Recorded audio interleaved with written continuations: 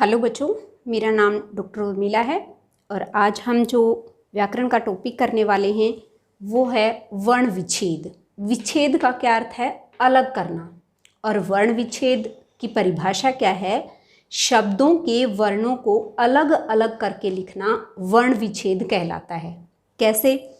जैसे बर्तन शब्द है, बर्तन में 4 वर्ण हैं, ब, र, त और न। लेकिन ब जो है वो व्यंजन है, तो इसलिए हमें इनके स्वर भी अलग करने होंगे। र जमा अ र, त जमा अ त और न जमा अ न।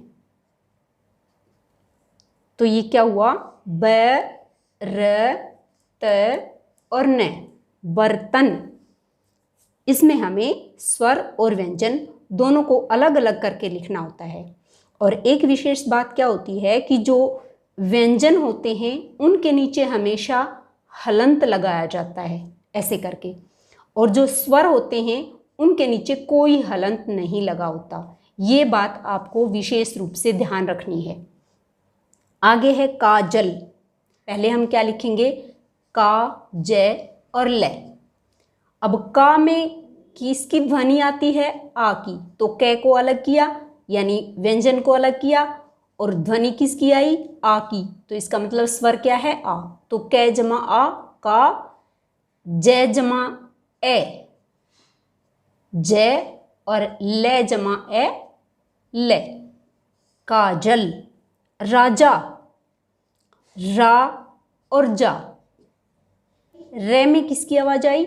आ की, तो रे जमा आ और जय जमा आ, क्या बना? राजा। अब है कीमत। अब हम सीधा सीधा करते हैं। की, कै में किसकी ध्वनि आई? ई की, और है कौन सी ये? बड़ी ई। जमा मैं जमा ए, त जमा ए। अगर किसी की भी ध्वनि नहीं आती तो ए तो उसमें शामिल है ही। ए तो हमारे हर एक व्यंजन में शामिल होता है, क्योंकि ए की कोई मात्रा नहीं होती। बाकियों की तो मात्रा दिखाई दे जाती है, जैसे आ की ये मात्रा दिखाई देती है, ई की मात्रा दिखाई देती है, ऊ की मात्रा दिखाई देती है। लेकिन ए की क्योंकि कोई मात्रा नहीं होती तो ये इसी में शामिल होता है। नीरज, नी, न जमा बड़ी ई जमा रे जमा ए जमा जय जमा ए, क्या बना? नीरज। आगे है कूदना। तो कै जमा ऊ, बड़ा ऊ है ना, जमा दे जमा ए जमा ने जमा आ, क्या बना? कूदना। आगे है कृपा। तो कै हलंत जमा री, क्री, पै हलंत जमा आ, कृपा। आगे है आश्रय। आश्रय में हम देखते हैं कि पहले तो आ ही लिखा हुआ है, तो स्वर ही है, तो स्वर में तो और क्या शामिल होगा? तो ये तो ऐसे क्या, ऐसे ही आ जाएगा। आ जमा श्रय। अब श्रय हमें पता है संयुक्त व्यंजन है। ये है हमारे 4 है ना संयुक्त व्यंजन, क्ष, त्र, य और श्रय। ये 4 जो है संयुक्त व्यंजन है। तो अब श्रय की बारी है। श्रय क्या होता है? श जमा रे जमा ए। तो अब यहां श्रय में क्या आएगा?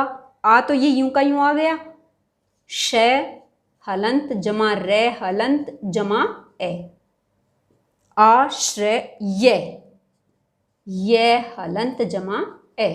तो ये कुल मिलाकर क्या बन गया?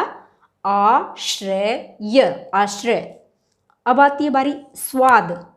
स्वाद में क्या है? स अपने आप में आधा है, इसमें स्वर शामिल है ही नहीं, तो हमें केवल इसको हलंत लगा देना है। फिर अगला वर्ण देखना है, वा। तो वे हलंत जमा आ।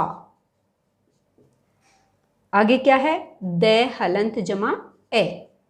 तो ये क्या बन गया? स्वाद। तो इन चीज़ों का हमें विशेष रूप से ध्यान रखना है, इसलिए मैंने जानबूझकर ऐसे ऐसे शब्द छांट कर लिखे हैं ताकि आपको क्लियर हो जाए। चांद, च हलंत जमा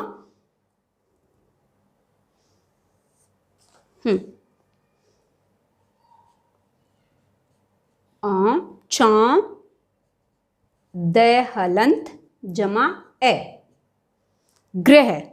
अब ये भी मैंने जानबूझ के लिए दोनों रे, क्योंकि मैं आपको बताना चाहती थी कि जो नीचे रे होता है वो कैसा होता है और जो ऊपर होता है वो आधा होता है या पूरा होता है। इसमें क्या है, ग्रह। तो ग्रह में क्या है, ग जो व्यंजन है वो आधा है, तो इसमें ए शामिल नहीं है, इसलिए ग हम ऐसे का ऐसे लिख देंगे। जो रे है वो पूरा है, तो रे जमा ए, ये क्या बन गया, ग्रह।